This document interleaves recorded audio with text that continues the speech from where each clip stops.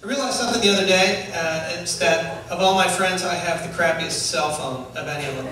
I was in this meeting and we took a little break and everybody whipped out their phones. And they all had these, you know, the big Trios and Blackberries and other kinds of fruit. I don't really... And they just started doing all this stuff, you know, and I'm like checking email. I don't know what they're doing. Meanwhile, I'm just spelling the word boobs upside down on my phone. 58008. That's what I do for a good time. I was at this coffee place the other day and I walked in and everybody had on one of those little wireless headsets. Like everybody was talking on one of these little hands-free wireless headsets. I didn't have one. I felt like the Amish guy in the coffee shop. Like I pulled up outside my buggy and walked in and said, "Pardon me, hast thou a Wi-Fi hotspot here?" I go for the classics. I like the hands-free phone. I really like the one with the dangly microphone on a wire. The one that you gotta hold up next to your mouth. With your hand. Oh, that's sweet, dude. I got a TV remote like that. You just take it and you walk over to the TV and press the buttons with it. That's great.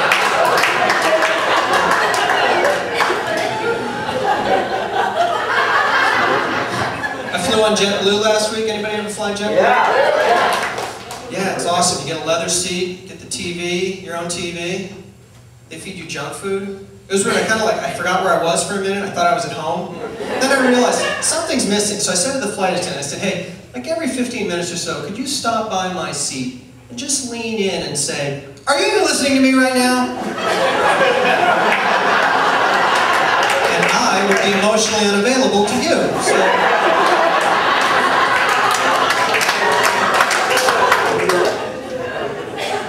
Caught myself watching HGTV on the plane. Home and Garden Television. Yeah, I got some fans here. I'm not a big fan, but I'll tell you one thing. Those people know their market. Because if you're watching that channel about 8 in the evening, it's going to be like, "We're doing a $60,000 kitchen renovation." Tune in later in the evening around 11 o'clock, it's like, "We need to organize your closets." 2 in the morning, it's like, "What are you going to do about that blood stain, dude?" "I don't think you're getting your deposit back."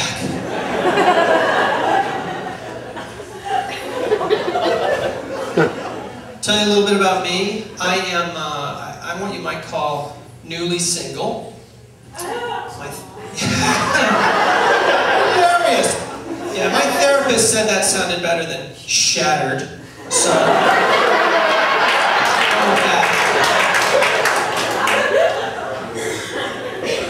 Actually, I have a pretty sweet life. I mean, I got my own studio apartment.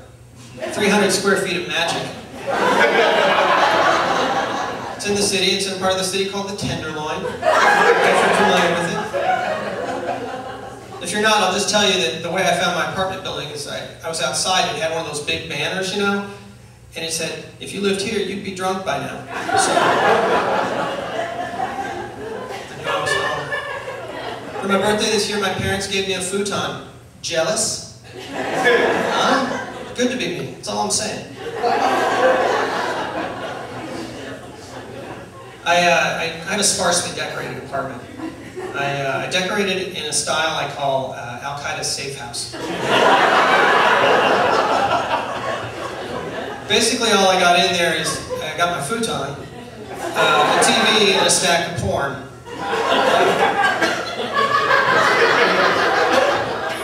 For a long time, I didn't have a TV. Let me tell you, the weird thing to me about not having a TV was I didn't know what to point my furniture at. So I just pointed it at the outlet where I thought, probably wouldn't have a TV.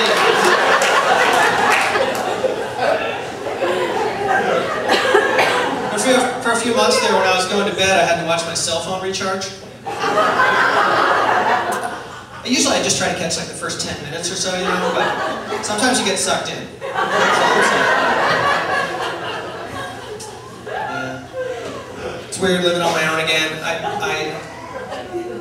There are definitely some things I like about being single, and things I don't miss about living with somebody. I don't miss sitting through those hour-long specials on the Ovary Network or whatever that channel is. It's up in the hundreds somewhere. I don't miss buying tampons. Have you ever bought tampons, sir? Ever had to do that? Yeah, I had to do that for my first girlfriend when I was 17. She sent me into the store with no information. And it turns out there's a whole lot of choices. There's like an entire aisle of these things. Before, to me, it had just been like a blur of pink and blue boxes on my way to condoms. I never really noticed. So I'm standing there in front of these things, and finally a clerk comes up. He's like, "Sir, do you know what kind you need?" I'm like, "Do you have angry?" I'm pretty sure I need angry. Or surly with heavy flow. You have that?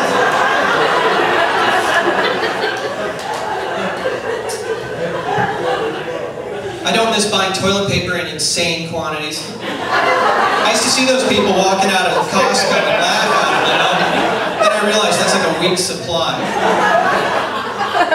Ladies, I have some idea of what you do in there, but does every single thing require a wad of tissue the size of your head? Oh, it's time to blot.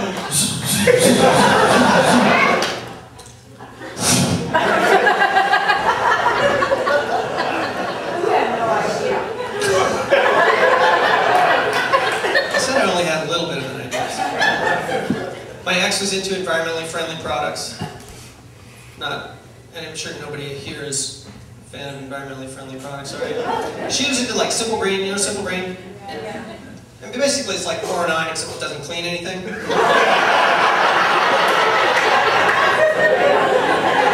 So your house looks like shit, but your conscience is spotless. It's not that it's a bad product, it's just it's good for certain things. Like, when I was trying to get the herbal tea stains off her NPR commuter mug, oh, it was great for that. Didn't do shit for the whale blood on my harpoon, though. It did nothing.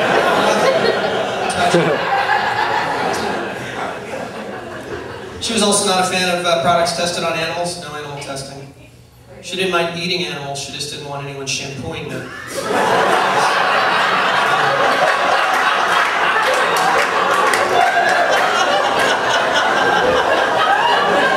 So one day we're walking through the store, right, and I'm putting stuff in my cart, and she comes walking up, she's like, "You can't buy this.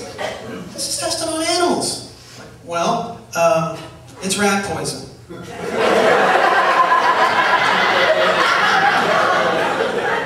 It's actually pretty much what I was planning to do with it. It was tested on the little tiny animals. Yeah, we were together a long time, and for a while we were trying to have kids, and we couldn't conceive, and that's very frustrating, right? So we went to see a specialist who gave us some really good advice. I think it's really going to help. He suggested that what needed to happen is that I needed to postpone my climax until she got home from work. So